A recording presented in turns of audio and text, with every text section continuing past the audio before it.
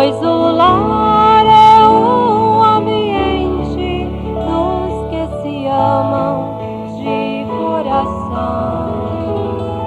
Um lar pode ser pobre ou rico, para Deus diferença não faz, pois um lar é um ambiente dos que se amam e vivem em paz. Dá-nos auxílio na angústia, porque vão é o socorro do homem. Em Deus faremos proezas, porque Ele é que pisará os nossos inimigos. Salmo 60, 11 e 12. Agora, lá no sul, onde vou com frequência, eu estava lá num curto período de férias outro dia. Um grupo de pessoas, alguns bons pescadores lá da Flórida, estávamos lá pescando. E ali foi quando o irmão Evans foi mordido por uma cascavel. E nunca antes em minha vida eu havia estado em tal situação. 3,2 km de distância, e eu teria que carregar um homem de 81 quilos, uma velha cascavel do campo, pior do que a que vocês têm aqui, e mordeu no pé e toda a sua perna paralisou. Estava tentando me ajudar a pescar uma perca de aproximadamente 5,5 kg, nas moitas onde havia crocodilos e coisas ao redor. Ele disse: irmão Branham, todo o meu lado está gelado e doendo muito.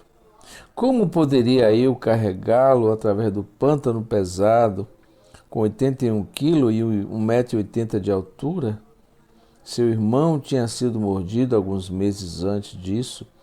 Um pecador foi ao hospital numa terrível condição. E eu disse: ó irmão Evans, Deus misericordioso e bem, o que posso fazer? Lembrei-me da escritura. Qual era? Alguém batendo na porta. Eu sou o Senhor Deus Todo-Poderoso. Senhor teu Deus, sou socorro da hora da angústia. Lembrei que ele disse: eles pisarão sobre as cabeças das serpentes e escorpiões e nada lhe fará dano algum. Coloquei minha mão sobre o seu pé e ele, gritando, as lágrimas caindo de sua face por causa da dor, eu disse: Pai Celestial, estou batendo em tua porta. Estamos em uma emergência. Tenha misericórdia, ó Deus. E enquanto dissemos isto, e eu citei a Escritura, olhei para ele e ele estava rindo. Toda a dor havia-se ido. Nós pescamos o resto do dia. E seu irmão veio e lhe contamos o acontecido. E seu irmão pecador disse: espera um minuto, Welsh. Disse: tudo bem ser religioso, mas não louco. Ele disse: você sabe, eu fiquei 3 meses no hospital e 2 meses depois disso com um gesso em minha perna devido a essa mordida. Disse: vá receber a ajuda médica o mais rápido que puder. Ele disse: olha aqui, irmão, você pode saber muitas coisas, mas você não sabe todas as coisas. Se meu Deus pôde me cuidar das 11 da manhã às 11 da noite, Ele pode cuidar de mim o resto do tempo. Que coisa maravilhosa. O profeta mostrando que a fé, ela chega, né, exatamente nas horas de crise. E ele diz: geralmente são as crises que nos levam até isto. Agora eu faço aqui uma interrogação. Se você estivesse próximo de uma UPA, de um hospital, de uma emergência, qual seria a primeira atitude? Correr para o hospital. Correr para a emergência, chamar o SAMU, pedir um socorro. Mas O profeta estava a 320 quilômetros, não, digo, de 3 quilômetros e 200 metros de distância, um homem que pesava 81 quilos e 1,80 m de altura. Nenhuma condição humana, nenhuma condição, nenhum recurso humano estava disponível naquela hora. Foi somente a fé. Por isso, meu irmão, não adianta você fanfarronar sobre isso. Porque se você diz que tem fé e não tem, na verdade, você tem esperança, então numa hora dessa de crise, você realmente vai estar como que patinando no gelo. Você vai, como diz o profeta, você vai ficar mascado. Você não vai realmente manifestar aquela fé que realmente você declara, porque ela se revela nas horas de crise. Olha, o profeta diz mais, Deus gosta de te colocar em problemas, sabia? Quem sabe Deus poderia ter poupado o irmão Evans daquela picada mortal, mas aquilo ali era para um testemunho. Então Deus permitiu aquela víbora atingir a Paulo, mordê-lo, picá-lo, e ele sacudiu a víbora no fogo e nada absolutamente aconteceu com um apóstolo. E assim nada aconteceu com o irmão Evans, que estava ali ao lado do profeta de Deus. Na verdade, é preciso crise para que a fé realmente se manifeste. Quando realmente a pessoa tem fé. Porque se ela diz que tem e não tem, então ela vai ser apanhada. Ela vai se encontrar se debatendo como os discípulos no barquinho, sem nenhuma fé. Jesus o repreendeu dizendo, homens de pouca fé. Por que duvidaste? Então, é por isso que Deus gosta de colocar o seu povo em problemas.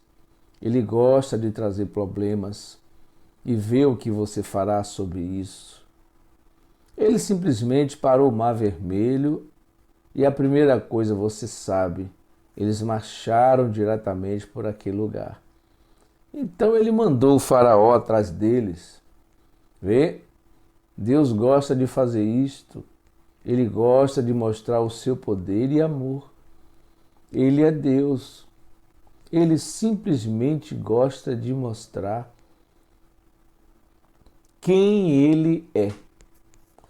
O problema disso é que as pessoas dizem, aqueles dias já passaram. Não, como pode Deus se mostrar quando lhe é ensinado tal besteira como esta? Mas Deus gosta de se manifestar. Ele gosta de manifestar o seu poder. Ele gosta de ser o socorro bem presente na hora da angústia. E gostei aqui o profeta, disse sobre a porta, sobre bater a porta. Jesus disse, aquele que bate se abre, aquele que busca encontra, aquele que pede recebe.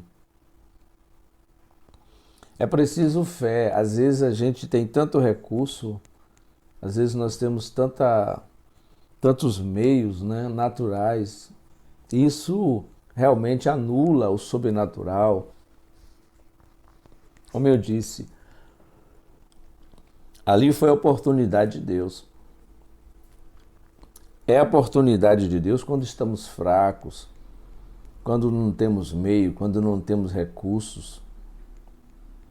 Infelizmente, a era que estamos vivendo, nós usamos muito pouco a fé, porque há muito recurso, há muita condição humana, há muitos meios. Quanto mais recurso você tem, menos você usa a fé.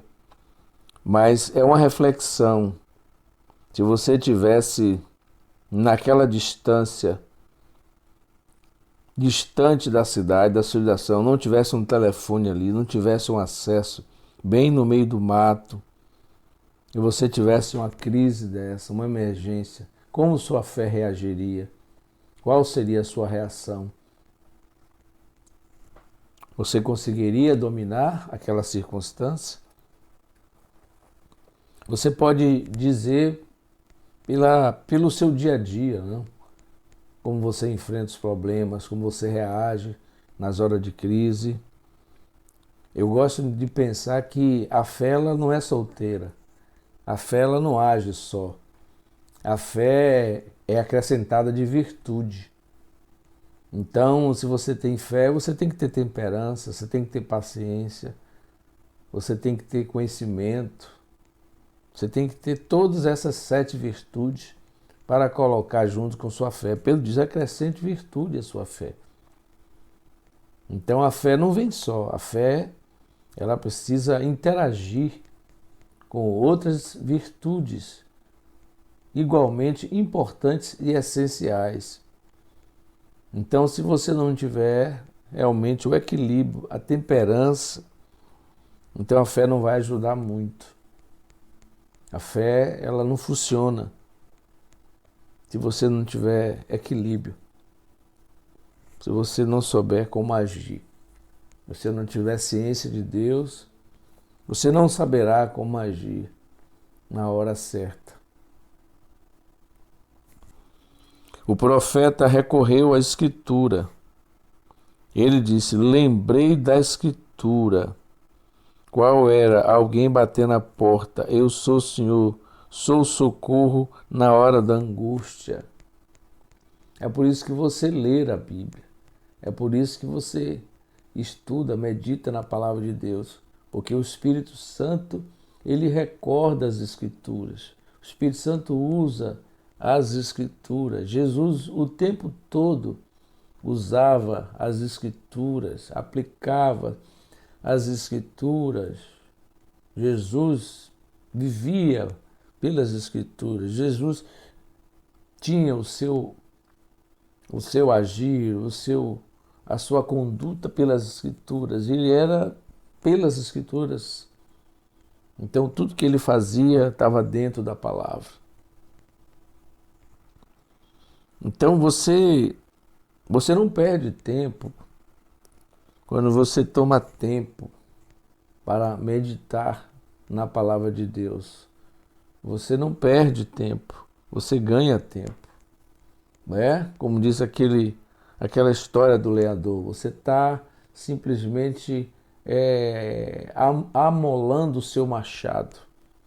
Você não está ali parado perdendo tempo, você está afiando o machado. Isso te edifica, isso realmente te prepara para a batalha. Todo soldado no quartel, todos os dias, eu não sei se é uma vez por semana ou se é diariamente, todo soldado treina tiro ao alvo. Porque a arma do soldado, a ferramenta do soldado é o seu fuzil, é a sua arma. E ele tem que aprender a atirar, ele tem que ser um exímio tirador. Então, no tempo da esgrima era a espada, hoje é a arma de fogo. O soldado tem que saber ser um bom atirador, não é? Então ele tem que treinar, ele tem que saber bem usar a sua ferramenta. Então o cristão ele tem que usar a sua arma, a espada do Espírito, que é a palavra de Deus, e ela tem que estar na tua boca, ela tem que estar no teu coração, ela tem que fazer parte da sua vida, porque esse é o instrumento de um verdadeiro soldado. A maior amiga do soldado, dizem, é a sua arma. Então, faça a sua fé reagir, deixe que venha as crises. O profeta diz provas e testes. Deus permite que essas coisas venham. Provas, tribulações, testes, tudo contribui para o bem. Depois de um tempo, Deus pode ver então que Ele pode colocar sua confiança em você, então Ele fará grandes coisas por você. Amém.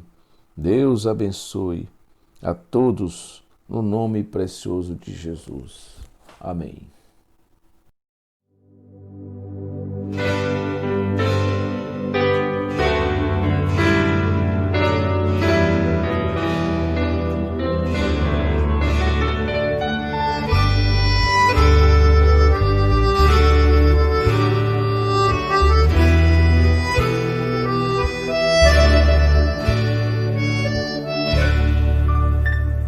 Em todo passo aqui sentimos o cuidar de Deus. Seu olhar de amor repousa sobre cada um dos seus. Nem tudo é flor, toda flor tem seus espinhos, porém sua fiel presença nos segue pelo caminho. Em tempos tão difíceis, onde a cruz nos pesa tanto, quando a prova atingir, Ele nos cobre com seu manto. Mesmo em meio aos leões ou na fornalha aquecida, Deus está sempre presente. Ele é a solução.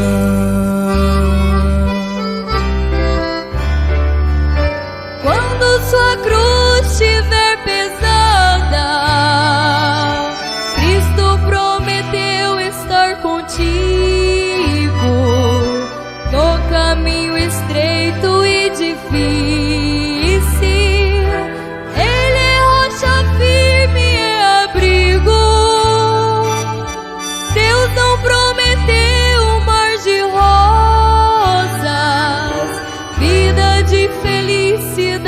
Plena, mas é suficiente sua graça para vencermos todos os problemas.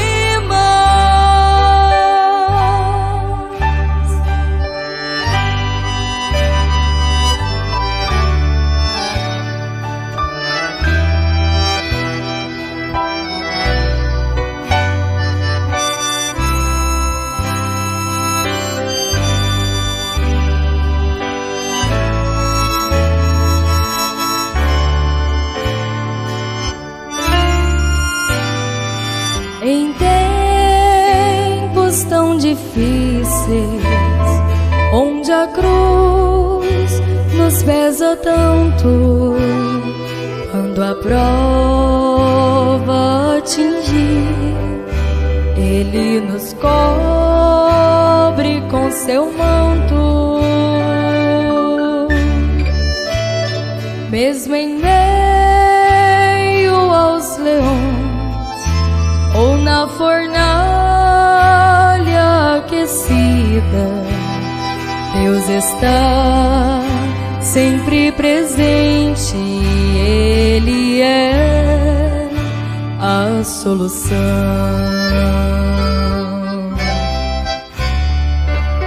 Mesmo que a cruz seja pesada, Cristo prometeu estar contigo no caminho estreito e difícil. Ele é rocha firme e abrigo. Deus não prometeu um mar de rosas, vida de felicidade plena, mas mas é suficiente sua graça para vencermos todos os problemas.